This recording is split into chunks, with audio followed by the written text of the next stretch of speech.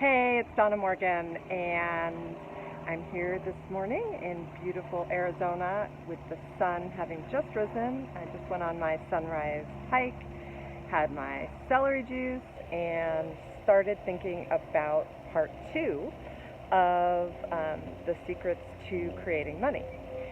And last time I talked about expectations and how our expectations are really important and to be mindful of what our expectations are. They're grounded in our beliefs and our thoughts and fueled by whatever emotions are surrounding them. And manifestation happens from those expectations. And I talked about beliefs, unconscious and conscious beliefs. And so I wanted to talk more about beliefs today. So some people say to me, hey, how do I know what my unconscious beliefs are to even clear them? And it's super easy. All you do is look at your life. You just take inventory of your life. What is going on in your world? Whatever that is, your beliefs are definitely underneath all that.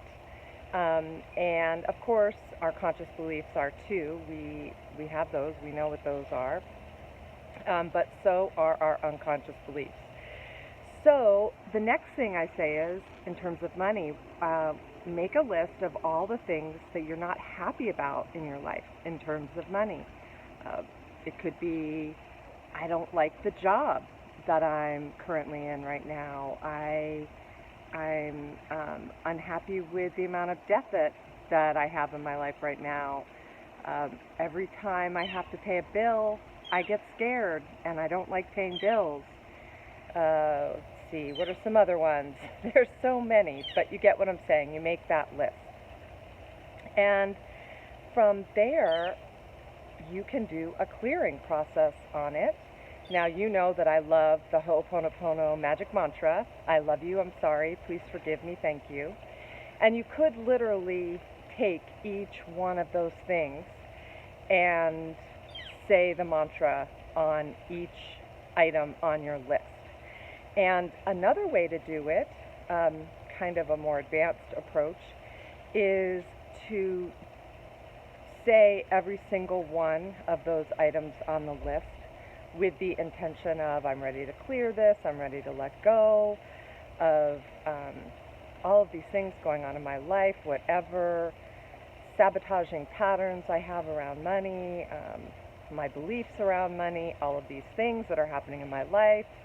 I'm ready for something new.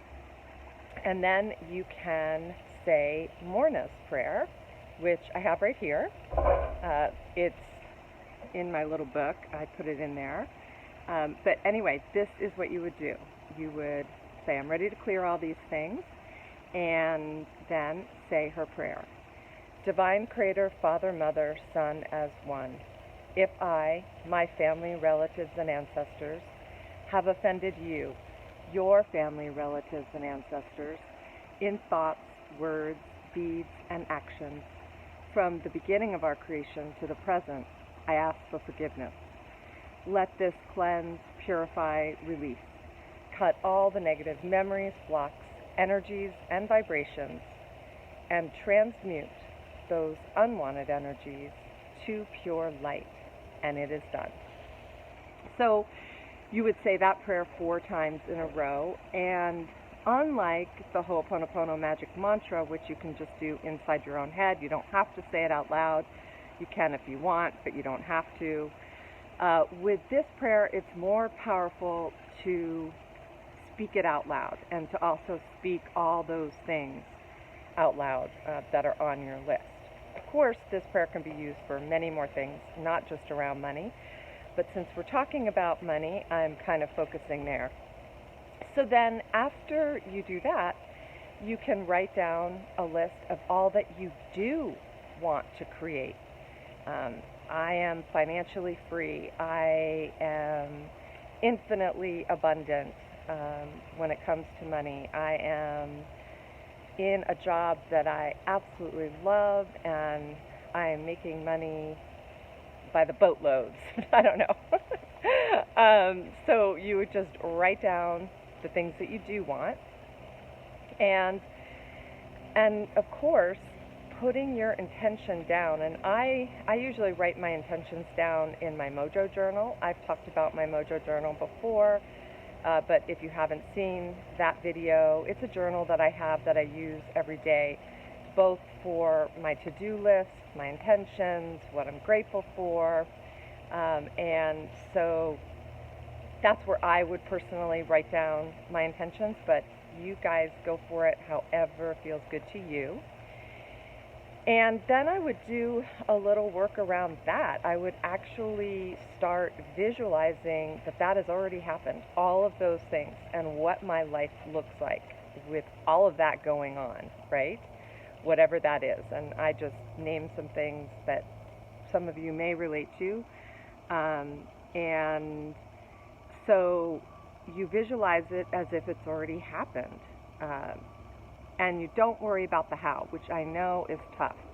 But what you have to realize is that when we do these processes of letting go, like through Ho'oponopono or whatever it is that you want to utilize to help you with this, and then do some work about what do we really want, what are we intending for anyway, then the universe can like open doors and windows. We can overhear conversations at the coffee shop with just the right information we needed to take a step. So yes, it's very, very important to take action. But when you're visualizing how your life is when all of those intentions have happened already, you don't have to be visualizing every step, because it's okay to be in the unknown around those things. You've just got to let it unfold. But one of the things that I do, because I do believe that action is super, super important, we do live in the 3D world, even though we are part of a quantum reality, but I do take some kind of action on each one of those intentions, even if it's the smallest thing, like, researching, sorry about that, my dog blew, researching something, like when I was writing my book, the very first thing that I did was I started blogging about Ho'oponopono. So that day that I decided, all right, I'm actually going to do this year, I'd been thinking about it for a while, but the time was right, and it was definitely on my intention list.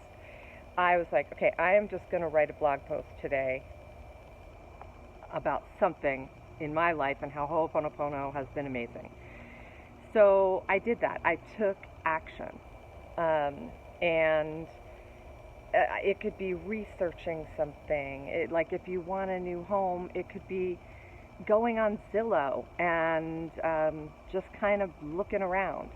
You see what I'm saying? It doesn't have to be some huge step, but just a little tiny step gets momentum going. It really does. Between that and visualizing what your life looks like when all these things have already happened, and I do that every day, and I've talked about this before, but I really love Joe Dispenza's meditation. It's his morning meditation, which is all about basically seeing your future. And he, walks you through this. It's an amazing meditation. You can get it on Amazon. It's a morning, evening meditation sold together. You do it first thing in the morning. It only takes like 19 minutes, nothing. And it's powerful. It is really, really powerful. So that's what I do pretty much every day, unless I've got something going on like really, really early in the morning with one of my kids, or I have to get to my office early to see one of my coaching clients that I see in person versus on Zoom, whatever. But normally, maybe there's one day a week where I do not do this meditation, and I always miss it. I really do. Okay, so anyway, I just really wanted to talk about beliefs and how to clear them, and then also once you do that, how to look at that list, and it really, not just beliefs, but the things that you don't want in your life, the things that you're unhappy with around money. And then once you create that list and you let go of those things through Morrnah's prayer, the Ho'oponopono mantra, however you want to do it, then by looking at that list, it's very informative, right? It's like, oh, this is what I don't want. Really, really, really informs what I do want, because a lot of times it's the opposite of that, of those things. And then you do that, and yeah, that's my mojo for today. So I will be doing a part 3 on the secrets to creating money in the next couple of days, and I hope you have a wonderful day.